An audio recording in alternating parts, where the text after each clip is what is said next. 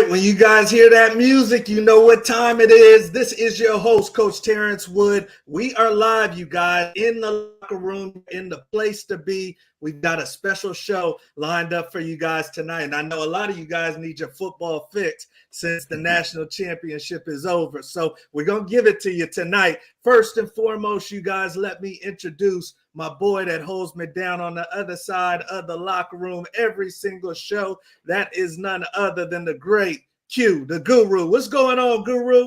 What's going on, Coach? I gotta find it tonight. I'm fresh off this flight. I gotta find this extra gear, man.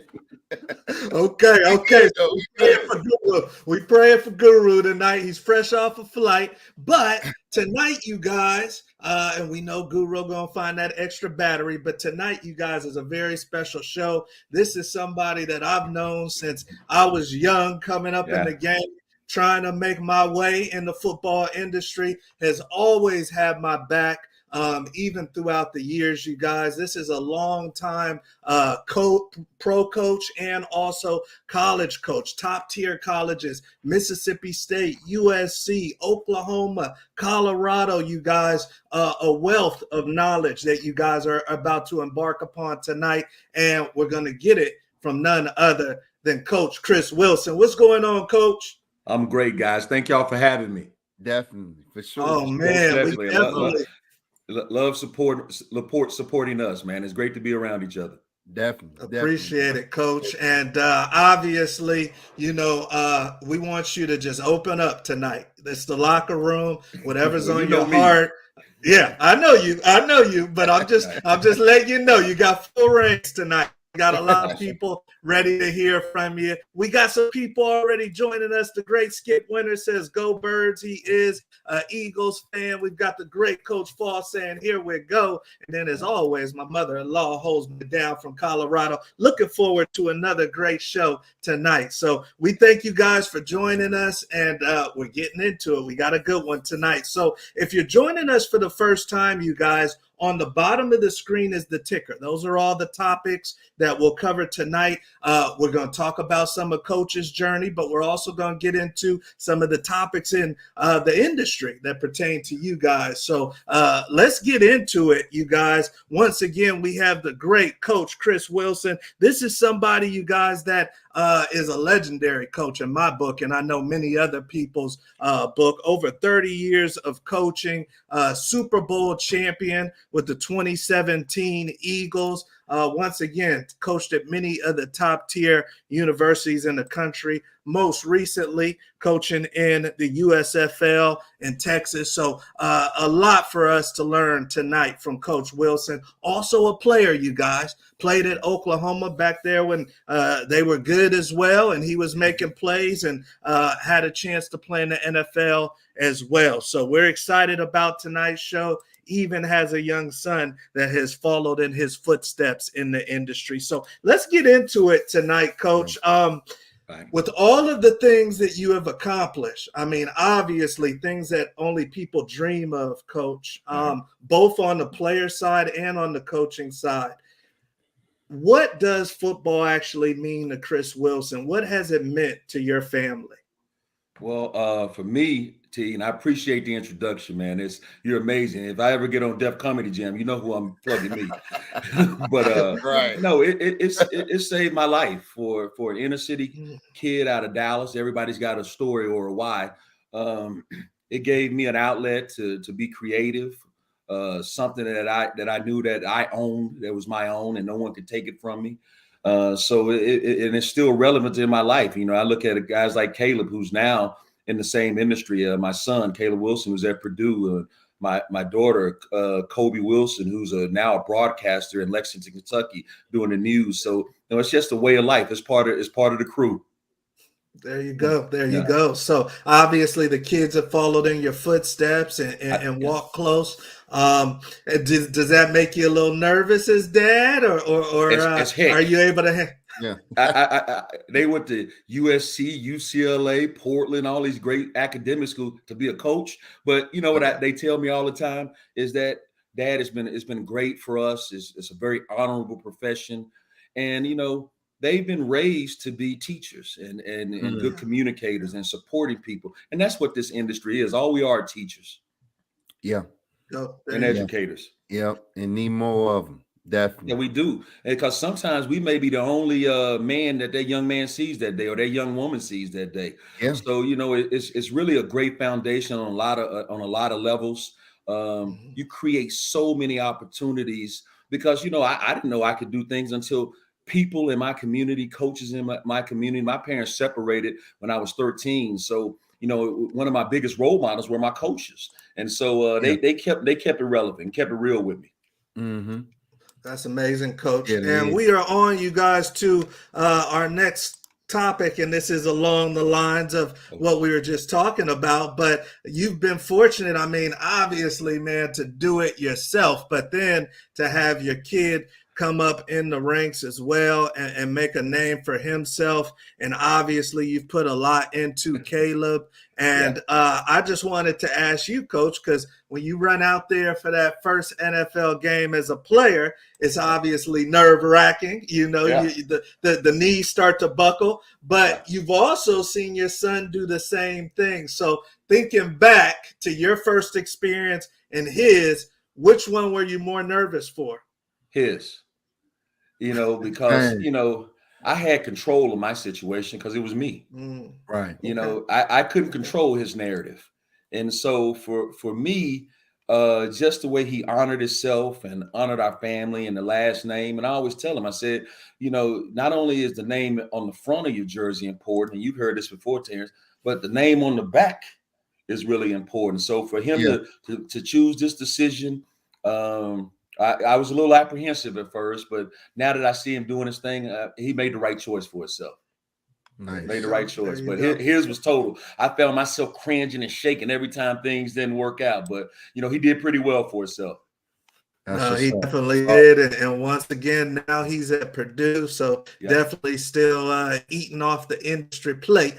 We love for sure. And you've done well, Coach. You've done well. So we're getting on to our next topic. You guys, I see some people already joining with us. The great Coach Hughes says, how about them Cowboys? He's poking. How about him? He's poking.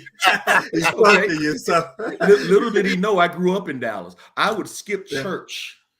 At times, my mom would say, "Okay, we're gonna go to Bible study." You go to church in a Baptist place down south. You there from 7 a.m. to 7 at night. So so it was many times I got on the bike or I just hiked it back to the house to watch my Cowboys play. Yeah, I watched the game. Me and the Lord talk more than just on Sundays. I understand. There you go. Then we got Sadike Green Jr., young super out of LA, says, "What's up, Coach?" And what's good? The great Jim, and then great Jimmy Rucker says, "Teachers and coaches are so undervalued." Yes, indeed. By those who don't know the sacrifice they make. Yes, indeed. Yes. And this one that we have tonight has definitely made many sacrifices. And speaking of sacrifices, you guys, we're on to our next topic, and this is the most trending topic right now in not just college football, but all of football. The great Nick Saban, you guys, the great Nick Saban, after 17 years, has decided that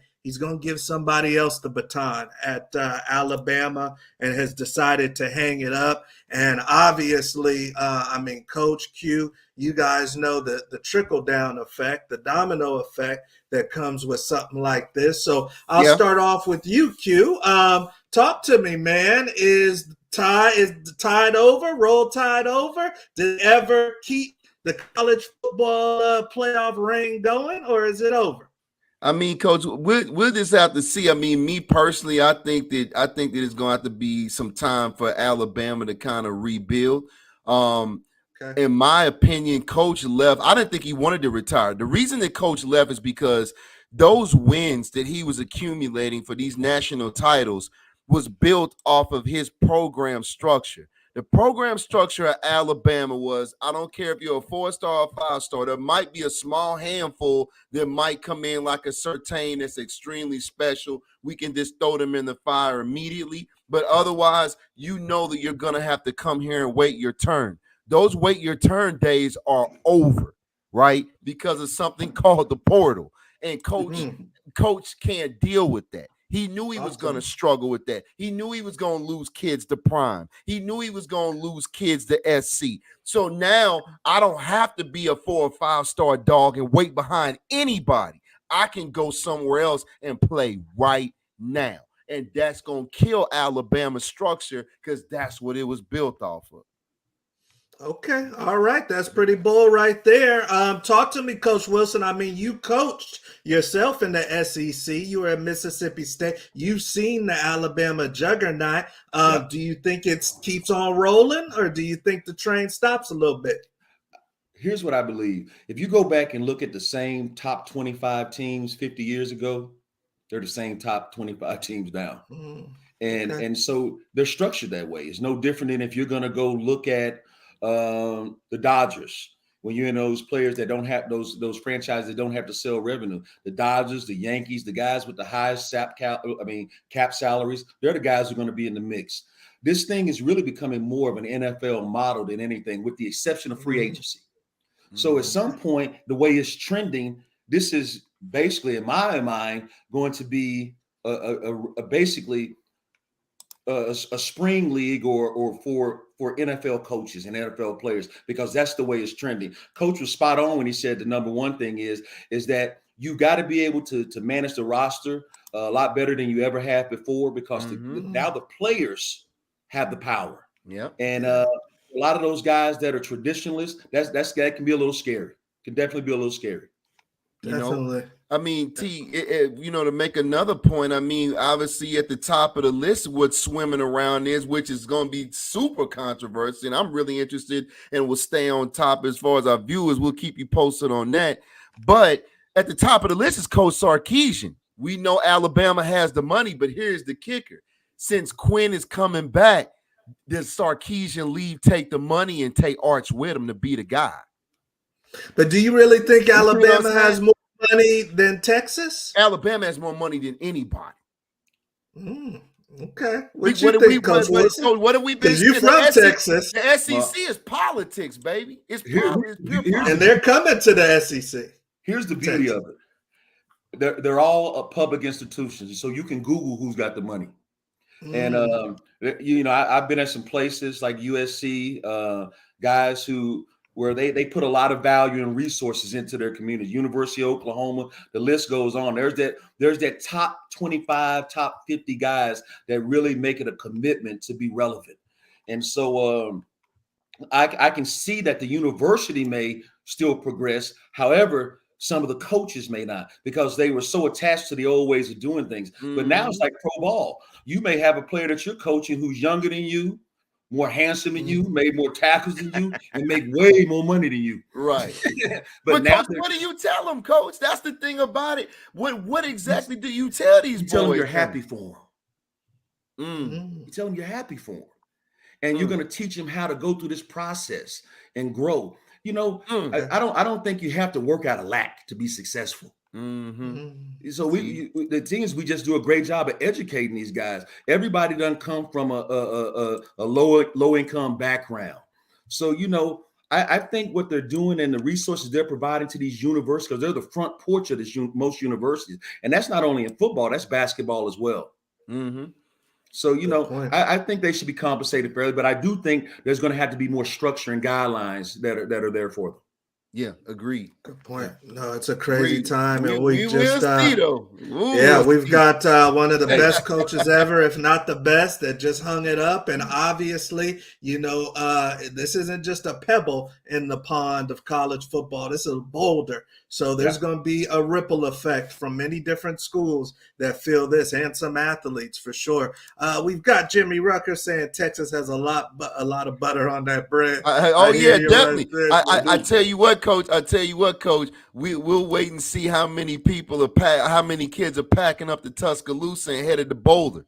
We'll see. We'll check on that too, because where they headed. They're getting poached as we speak. He ain't hard to find. It's going crazy. I'm sure it's crazy over there in Bama, Tuscaloosa. But you guys had your fun. So let's get on to the next topic, and obviously we'll probably cover that one some more later in future episodes. But let's get on to the next topic, you guys, and this is kind of in line with what we're talking about. I mean, it's been record coaching changes over the last few years. This is Coach Jonathan Smith just left Oregon State for Michigan State. We've got Coach Summerall just left Troy for the Green Wave of Tulane. Obviously, the aforementioned Nick Saban. So, I want to talk to you guys, and we'll start off with you, Q. You've been through coaching changes. Should there be an obligation? Because all these coaches are grown men. They can do what they want. They got their wives and their kids. Should there be an obligation, though, at the highest level of college for these coaches to tell their staff, their athletes, and their recruits before they chunk the deuce? What's your opinion? Absolutely. That's why, Coach, that'd probably be the easiest question of the night. And I'll tell you why. Yeah. You are the same guy, especially with your kids that were, high on your list that you were really going after, whether, it's out the portal or high school kids, that are, 4 or 5 star kids, that you really were trying to get into your program. And you had to sit down at these people's kitchen table and look their parents in the eye. So you're going to have to look at so you're going to have to look them in the eye when you're leaving out the door too. No. Okay. All right. I believe you're spot on. How do you feel, Coach? Well, I believe you're spot on, because the one thing that makes this game such a great game is the integrity of it. And so, you have to keep that level of integrity, the respect of the game. And because ultimately that's why people do this thing, because you can't ask young men at 18, 19, 20 years old to go sacrifice their body and the commitment that they have to make in the classroom, off the field.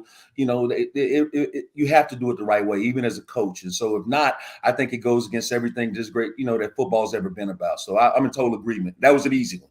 That was definitely an easy one. Thanks. I want to follow up with you, Coach, because you've been to a few different places, and I know college can seem more volatile sometimes. Mm-hmm. I don't know if you're willing to share, but have you ever been in a situation where you felt like the head coach didn't give you enough leeway on something? Well, yeah, you always have that, but most of it is because of a lack of knowing and understanding. There's no blueprint on how you run your organization, because every one of them's different. Even though they may have the same rules and guidelines, they're built different, they're structured different, their processes are different. So you're definitely going to have some things that you brought from other institutions that other people say, well, that's just not in our frame. That's not in our wheelhouse. So we've had those moments. Okay. All right, you guys. And some of you young athletes that may be watching live or watching the recording, you may have to go through a coaching change, but you guys, especially everybody's talking, they want to go D1. D1's a business. Hey, and these coaches have agendas. They have goals, dreams too. So, when they leave, they recruit you, you love them. But when they leave, you guys, hopefully they let you know, but you should anticipate some coaches leaving if you're playing major college football. We are on to our next topic, you guys, and we're flying through tonight, but our topics are right on point. Our guests are killing it for us, and we're loving this. And we're getting after this next question. And once again, I'm so glad we got tonight's guest, because he has coached you guys in one of the leagues that's a professional league outside of the NFL. And Q, you played in the Arena League. We've had a cup of tea in Canada. So you guys know that there is so much talent outside of the NFL. And I wanted to ask you guys, we're looking at the CFL, the XFL, USFL that have now merged. I want to ask you guys, and we'll start with you, Q, the NFL, do you think we see an expansion first on roster sizes, or do you think we see an expansion first on more teams coming into the NFL? I mean, personally, I think we need more teams. I mean, I listen, you got to think about it, Coach. What was it? When did the Jags and the Panthers, what was that, like 95, 96? Yeah, something like that. Recent. Yeah, it was, yeah. So I mean, I think we're due, man. I mean, this is a huge country, man. Football is absolutely loved from coast to coast. And it's some markets that I think if they were well thought out, and obviously had the revenue and the space, to create a nice stadium. I think, man, we need to expand. We need to expand it. I think So, it'll so really you work say out more well. teams before rosters? Oh, increase. absolutely. I mean, again, I can remember when the Jags and the Panthers, first popped on the scene, and look where they are now. So I mean, it's I think it's needed, and I think it'll work out well if they move forward on that. Okay, well, let's come to you, Coach. I mean, you literally just were a defensive coordinator in Yes. the USFL. First, I want to ask you, what's your opinion of the talent at that level? Did you find that it was comparable? And Very then good also, okay, and then also, I want to ask you the same thing as Q. Do you think teams or roster size expanding? First of all, I'll answer question one when it comes to about the talent level of these players. These guys are pro football players. And when I say that, being in the NFL for the middle part of my career, what you learn is that you may have their profiles on all players, and you may have a guy who's an inch too short or a second, a half a second slower, and that doesn't take away from his ability to play the game at a really, really high level. And what happens is, a lot of these guys don't have the same developmental process. And I'll give you a perfect example. You take a kid in Texas where football's king, and then you take a kid in North Dakota who may not have the same resources, and that kid may have to have a few years to blossom and to get in his maturity. It's the same way in pro sports. And a lot of these guys, once they sign these big contracts, that overtakes everything, because the money is going to validate in a lot of situations who plays and who doesn't play.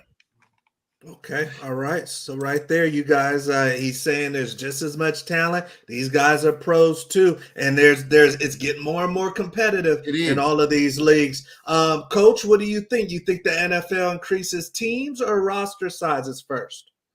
Well, I believe, if they were going to do this thing properly, they would add a few more teams and just improve the roster, because you still have to look at it from a time and space type. You got to have places for them, as you spoke about earlier, in regards to the arenas, where they play, television, because that's where the resources are going to come. How do you televise all these games at one point? So anytime you start increasing, you're going to have a place to put those guys. And like Quincy said earlier, the capital is always going to play a role in how many teams and how many players that you're going to have involved. So that won't leave, and that's going to be part of it until it's done. Now, Coach, I got a question that's as well, kind of in regards to the subject. Why, in your opinion, because you've been in the game for so long, man, why do you think that they did away with NFL Europe only to double back and come back with a league such as this? NFL Europe was a great developmental league, right?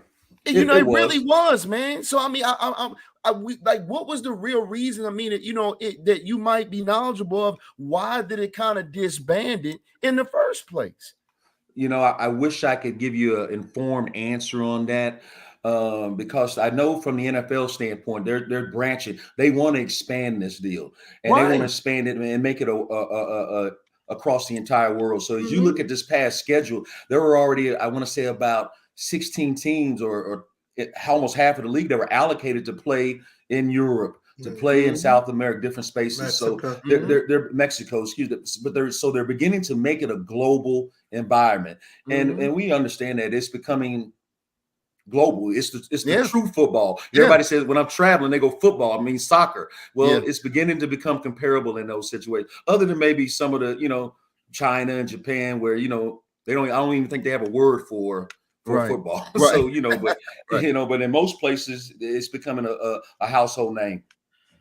Amazing. And we've had future conversations about the expansion, and they definitely are getting to all those other kids in those other countries, just like baseball did. So more competitive for you guys, something to keep in mind. We've got people coming into the comments section. We've got Jimmy Rucker said we're going to have Tuesday night football on Disney. We're going to have Wednesday night football on Netflix. He said football all the time. And then the great Coach Fall says expansion in the foreign countries. Exactly 4 teams in Europe maybe. So exactly what you guys are talking about. It's going to be interesting to see. And like they say, you guys, it's going to follow the money. So who's got the capital? Who's going to make it go. But we are on to our next topic of the show, you guys. We're enjoying ourselves. If you're just joining us, this is Coach Wood. You're rocking with the Locker Room Show. You got Q the Guru and the great Coach Wilson with us tonight. So we're excited about tonight's show. But we are on to the Locker Room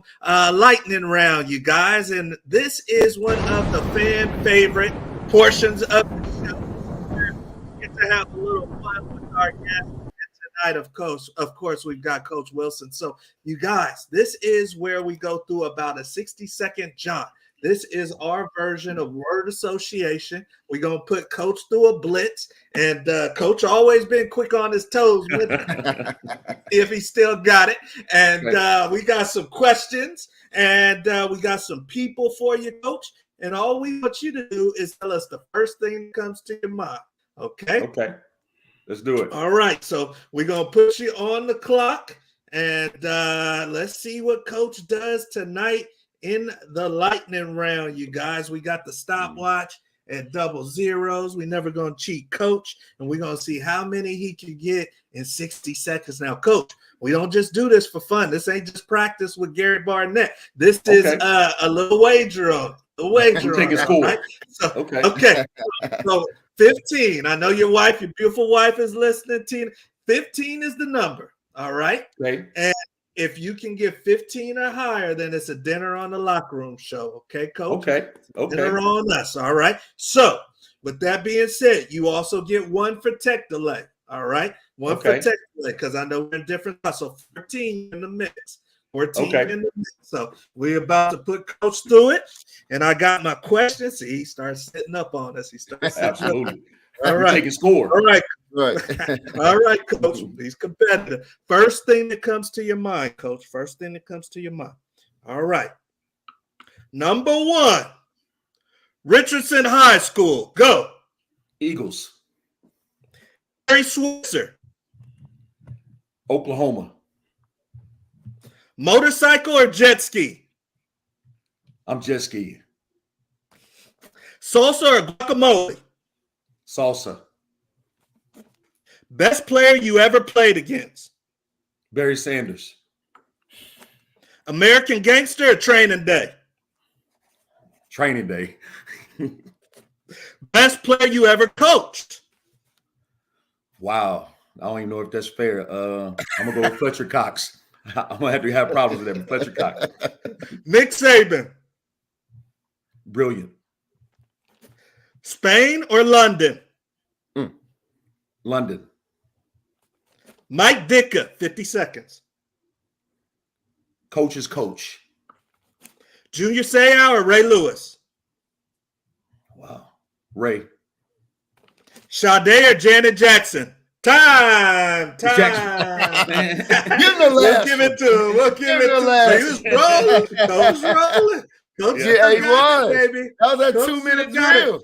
All right, so let's add them up. Let's add them up as we always do in the locker room, and then we're gonna recap. We're gonna do a little recap. So, and then once again, remember, he gets one for tech delay. So, Coach was rolling. Let's add them up. Number 1 was Richardson High School. Number 2, we got Barry Switzer. Number 3, Coach says he's going with the jet skis. Number 4, he's got the salsa. Number 5, Barry Sanders. We'll get back to that. Number 6, Training Day. He's going Training Day over American Gangster. Number 7, he's going Fletcher Cox, best player he's ever coached. Number 8, Nick Saban. Number 9, London. He's got Matt Ditka for 10. He's got Ray Lewis at 11. He's got Janet Jackson at 12 and 13 with the tech delay. 13 with the tech delay. So Coach did great. That Good job, Coach. That best player question got him. That's a tough. That one got him. So many killers over the years. That's tough, man. That was a and I had to. Usually people only get one best player, but you had to get the player one and the coach one since you've done so much. And I still got relationships with so many guys. I'm like, man, y'all killing me. See, I'm hurt. So let's revisit. Let's revisit. Coach says he's not getting on. Well, obviously, Richardson High School is his high school. That's where he came up. He said he's not going the motorcycle route. He's going the jet ski. You said Barry Sanders, Coach. You done played against a lot of great players. What was it about Barry that made him the best? I know that you can disappear. Because Barry proved it to me many a times. You know, he'd be in the hole, be in the gap, and he would just disappear. Or he was split in half. So it was just like, yo, Coach. Doesn't coach say, hey, no, you heard what Big Kirk said. Big Kirk said the same thing. Yeah, like he split in and half. That was a rivalry game. That was a rivalry game for you. Man, Big Kirk said the same thing. But I'm 8-0 versus him. Hey, we'll take that. All right. So winning is the main product. So he's going with the trade today over the American Gangster, and then obviously so many great players coached. I had a feeling you might say Fletcher because you coached him in college and in the NFL. So what was it about Fletcher, who's still doing it, that makes him so special? His ability to be, available. Fletcher has done such a great job in almost 13 years in the league of being available, and that's the biggest asset. I always tell young guys, your best ability is availability, knowing how to take care of your body, getting rest, and being available. So he's done a tremendous job, and I'm super proud of him and excited for him as he keeps progressing in this thing. All right, there you go. And then he said he's going with Ray Lewis over Junior Seau. That's a tough one. And then, of course, the Miss Jackson. He threw in the Miss Jackson at the end. So, who was probably rocking in your Oklahoma days. So, absolutely.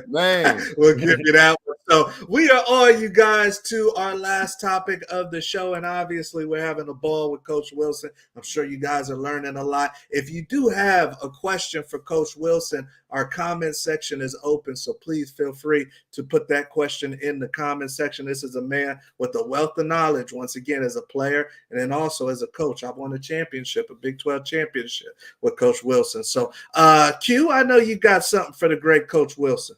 Definitely, Coach. So my question for this evening is, because on the college level, you've been in different conferences. In your opinion, what is the toughest conference to win in? And I know you from the original Big 8, which was the rough house, if you don't know.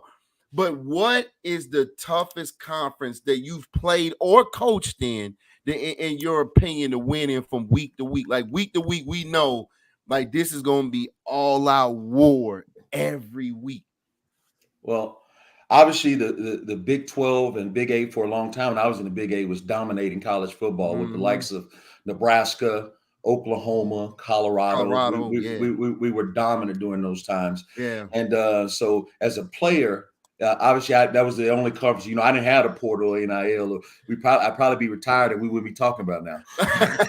For real. But all that being said, I really have a lot of respect for what the Big 8 was able to accomplish. But then number two, when you talk about as a coach, it's been the SEC.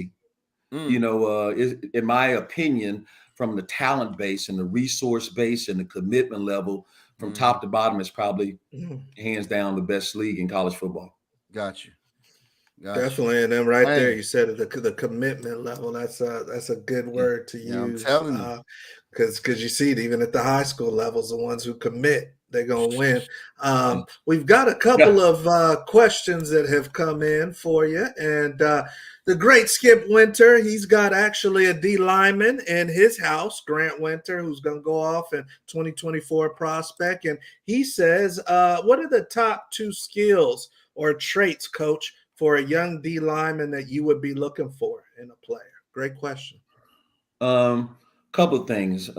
Size definitely helps at that position. It is a requirement because you're looking at multiple 300-pounders, the ability to have to take on 600-pound guys, and then explosiveness. Those are the 2 dominant traits that we look for, not only in college, but high school, NFL, you name it. So if you can find the guys with optimal size and explosiveness, more explosiveness than quickness, that you have a chance to develop one. What's the difference for those listening, between explosiveness and quickness? Well, it's the ability to move things. So a lot of people are quick. You can be quick as heck when you ain't got to move nothing. Yeah.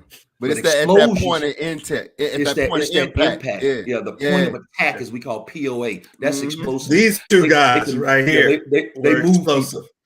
Yeah, they move people. Yeah. Yeah. Okay. So there Yeah. you go, right there, Skip. And I know Grant's probably going to listen to this, but and he's got a great first step. But get to moving some. And mind you, we love you. We love you back. We love D lineman like that back in the back because we know that ball's got to come out. Right? Game changer. We know it's got to come out, so that helps us out a ton. When you got a D lineman that you know has got a motor, and those big boys they keep coming, that man, you're gonna get a lot of shots back in the back to give the linebackers and DBs a play on that ball, man. They've got a lot of value. Definitely. Mm-hmm. And Coach Foss has a question. The great Coach Foss. This is a good one. He said, "What is the hardest stadium that you can recall coaching in?" Oh well, I can tell you from a pro standpoint, it's probably New Orleans because when they're going and they're down there at the Superdome, it is electric. It's deafening. And then when you think about college venues, I mean, there's some amazing places. I mean, you can go down to Tuscaloosa and you can't even hear the guy next to you. You can head to Georgia and have those same type of effects. And so there are some tremendous places throughout the country. There are a few I haven't heard of. I talked to Caleb, and he's in the Big Ten, my son, and he's like, Michigan was one of those type places, the Big House. So those are some cool places. Definitely, hey, I'm about to say, Coach. I'm about to say, Lincoln back in the Gap too. Now Lincoln gets loud too. Now, I won't forget one, but and I don't want to cheat them. Is in Stark Vegas, Mississippi.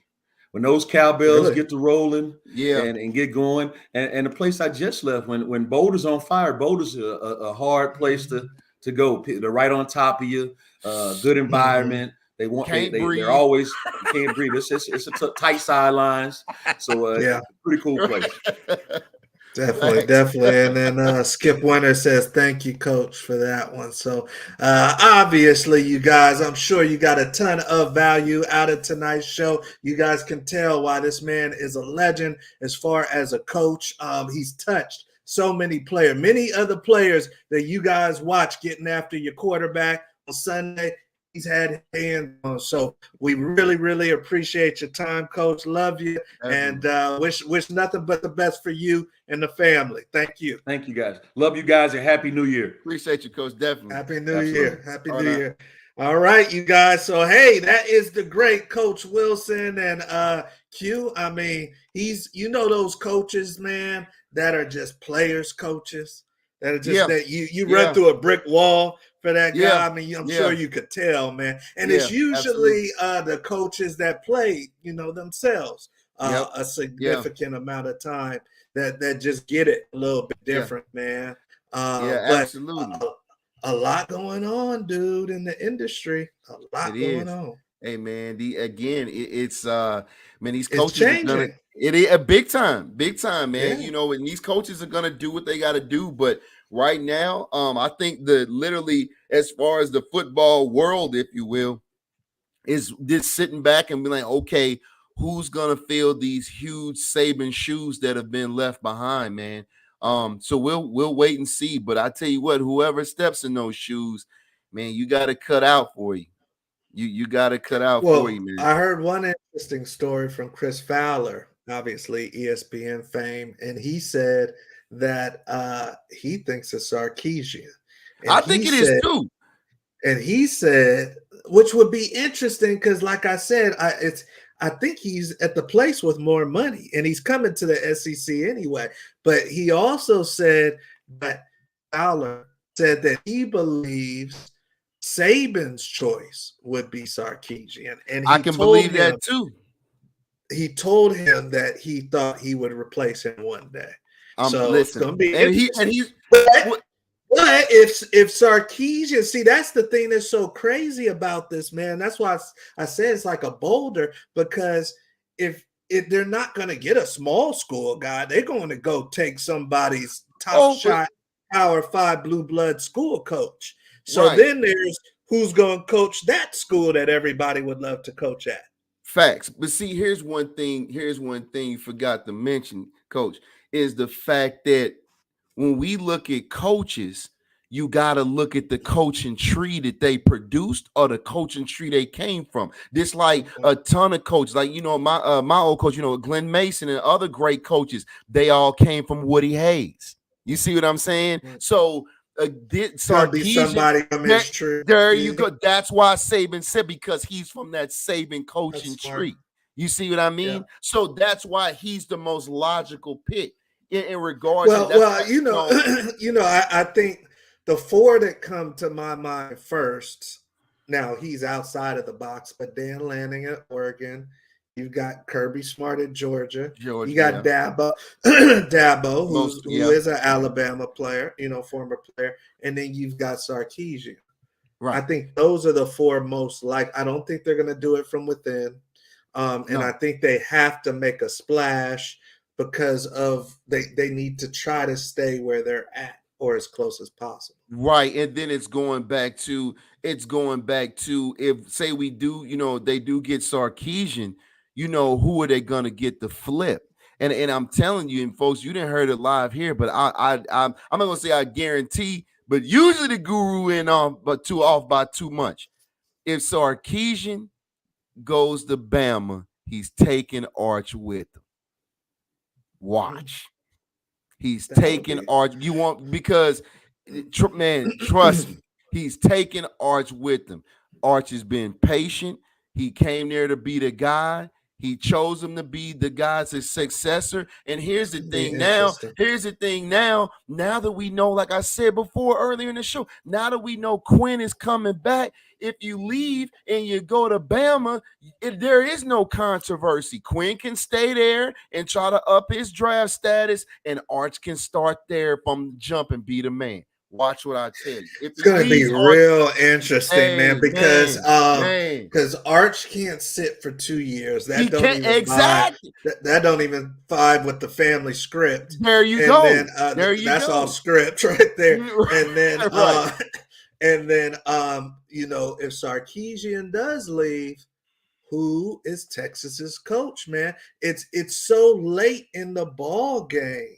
And then every coach that leaves a school is going to have, it's not just the coach. Players want to leave with the coach. I'll tell you what, this is a curveball, folks, but I like throwing curveballs. Coach, you know what? It might be out of left field, but you know who I got taking up Texas? I'll let you guess and I'll tell you.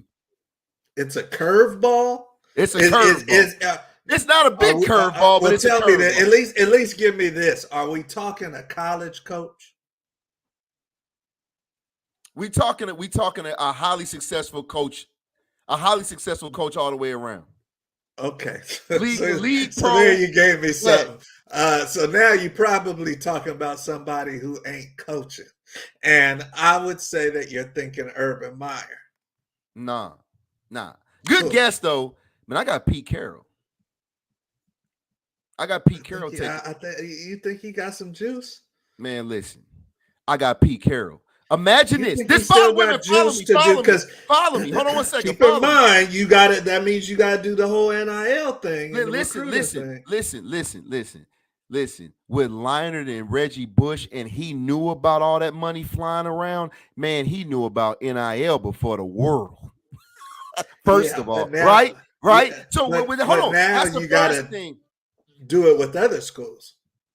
It's Pete Carroll. That's the first thing, right? So he's a leg up because it's Pete Carroll. He's a leg up in recruiting, right? Already, just off the name. Eric Foss, I'm with you, baby. You hear me? Listen, imagine this. Now, imagine this. Out of everything that Saban, much respect, accomplished, imagine Pete Carroll being able, even though he lost to Texas, to come to Texas and get him one, too. Oh, so you're saying it's in the story. You're saying Texas. It's in the storyline. Yeah. If Sarkisian vacates that is a curveball. That's if Sarkisian vacates Texas, I got Pete Carroll going to Texas. There's so many dominoes that are about to fall because, like I said, you can't. This is a legendary opportunity. This is a legendary coach that's leaving, who's going to open up a legendary opportunity somewhere else. And then there's a trickle down who takes Texas, then who takes, and that's got to be a real good coach. And then who takes wherever that coach came from. It's going to be very interesting. Listen, Coach, listen.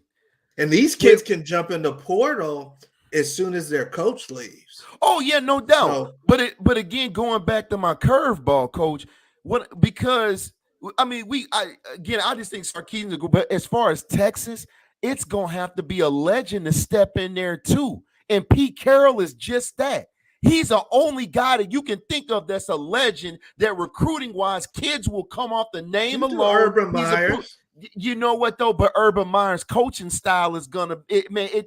Pete Carroll's a player's coach. Urban Meyer, not so much. It's more that my way or the highway, and he's a little bit more old school. Pete Carroll's always been an easy flowing players coach. He's a perfect fit. Look, Pete Carroll's such a good fit at Texas, man. Even Mac Brown would give him his blessing.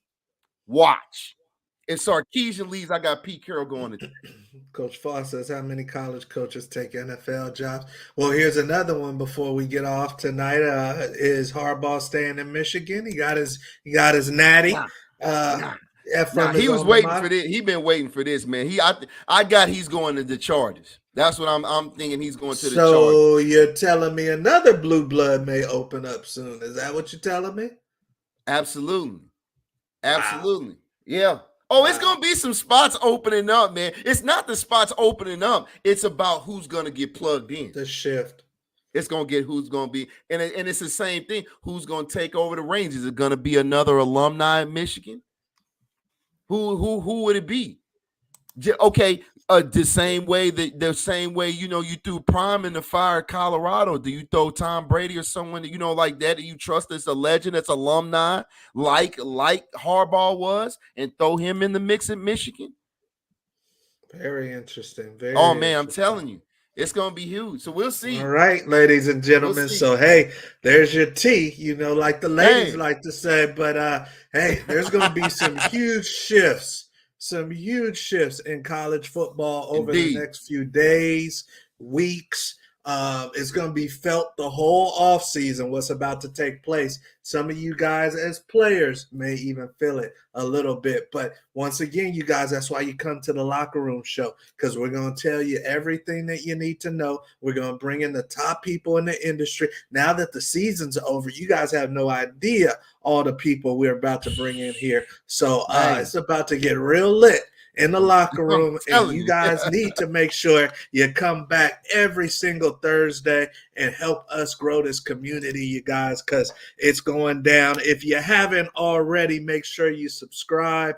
Make sure that you like the channel, the Before You Go Pro channel. We have a ton of content, you guys, to serve you guys, and our team works hard to bring the best of the best to you guys. Also, if you know a young athlete who is looking for some recruiting and mentoring help that may be in the class of 2024, we are more than just content, you guys. We're a practical company that helps get players across the country to amazing universities, and February is the regular sign-in period. So if you guys know somebody, or if yourself you need some help, do not hesitate, you guys, to go to beforeyougopro.com and check us out. So subscribe, go to the website, come back Thursday. You guys got the homework. And Q, anything for the good people before we get out of here? Hey, again, Coach, it's going down, man. Hold your breath. You never know who we're going to be bringing on, but it's going to be sauce flying everywhere. A gang of changes, and, man, we will keep you posted. 2024, y'all. Let's get after it. We'll see you at the top.